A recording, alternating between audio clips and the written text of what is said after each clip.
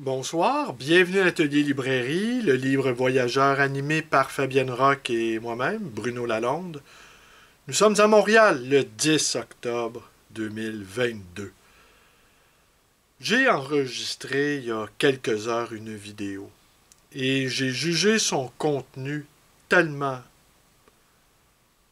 horrifiant que j'ai décidé de la supprimer.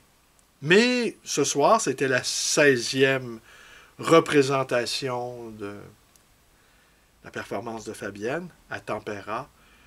Et j'ai raconté à Martin Gagnon, cet excellent auteur dont j'ai consacré une ou deux vidéos, d'un livre qui a été publié en 2021. Et je lui ai raconté cette histoire à Martin.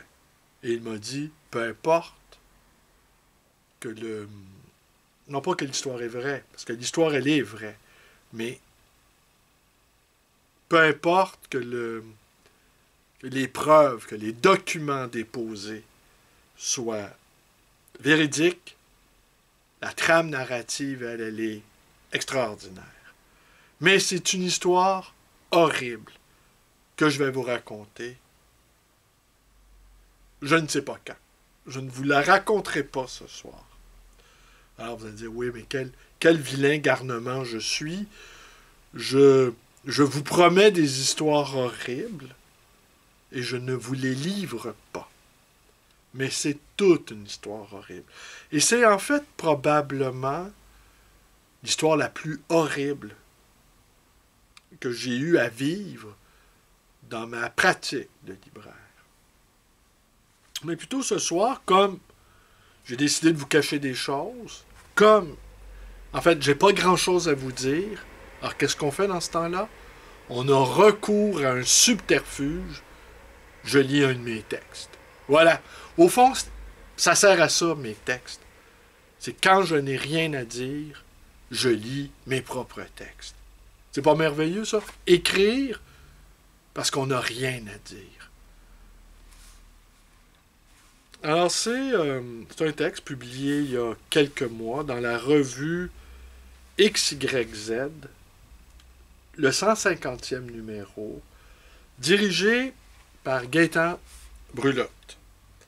Et ce numéro, publié à l'été 2022, a été lancé en mai, soit 2 jours avant, j'allais dire avant que ma mère se soit enlevée la vie. Ça ressemble presque à ça. L'aide médicale à mourir, c'est une forme de suicide assisté. Donc 2 jours, on savait que ma mère était pour mourir le 26 mai. Alors le 24, en soirée, je suis allé au lancement de cette revue. Lancement qui avait lieu à l'édifice Gaston Miron, sur la rue Sherbrooke. Très beau lancement. Petite bouchée, vin, lecture. Mais j'avais un petit peu la tête ailleurs. Ma mère était pour mourir 36 heures plus tard. Donc, ce numéro, le 150e, portait sur les feux d'artifice. Alors, c'était justement spécial 150e numéro, on fête. Dans ce numéro, on retrouvait Edem Aouimé, Francine Baudin, Jean-Paul Baumier, André Carpentier, Gabrielle Delamere, Fanny Demeule, Laure Doyle-Péan, Michel Dufour, Julie Dugal, Nathalie Jean, Christiane Lahaye, Perrine Leblanc, Jean-Sébastien Lemieux, Michel Lord, Mayanne, Diane Paré, Stanley Péan, Michel Péloquin et Paul Rouban.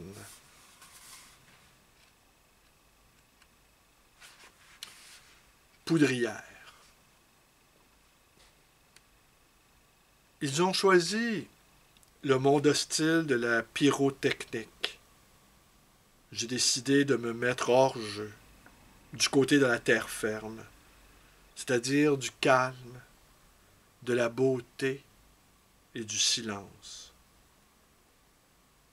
Le ciel, depuis quelques nuits, a disparu. Les cigarettiers avaient transformé le ciel de Montréal en un vaste cendrier. La population, dorénavant majoritairement non fumeuse, n'y avait vu que du feu. Les gens se pressaient nombreux sur les trottoirs, ne cessant de pousser des cris de joie, enfantins et obscènes. Rares étaient ceux qui ne relevaient pas la tête. Ceux-là longeaient les murs d'un pas décidé. Aguerri, je ne me laissais plus prendre par cette pluie d'étincelles. Bien avant le début des hostilités, je me claquemurais dans mon garni. Qui accepte de croire aux histoires enjolivées devient fou. Nous nous étions confortablement installés dans une guerre permanente, de trêve en trêve, de festivité en festivité. Aucun répit. Un feu roulant d'émotions ne cessait d'annoncer les commentateurs, la voix étranglée, comme si cela était une bonne chose, ce foutoir d'extase. Nulle part je le constatais, on ne voulait plus de la parole simple. Le feu intérieur, fragile, non artificieux, il me fallait le protéger. Je décidai donc de quitter mon emploi de libraire d'occasion, de m'entourer de quelques livres aimés, autant de viatiques, me permettant de soutenir le siège et de m'ensilencer. L'existence est interminable. C'est pour cela que je donne dans le cours, le heurté, la formule lapidaire. Bref, je ne m'appesantis pas. Une chanson que j'aime bien des Stones dit « Qui veut acheter le journal d'hier ?» Plus les journaux sont anciens, plus ils ont ma faveur. Depuis longtemps, je ne m'informe plus sur ce qui se passe. Juge de ce papier imprimé comme d'un talisman ou d'un objet médiumnique. À travers les nuées de l'horizon, à travers les nuées de l'actualité, dis-je, c'est un futur horizon qui s'ouvre, avec une sorte d'évidence fantomatique, comme si d'autres ciels se profilaient en filigrane dans les interstices des grands titres.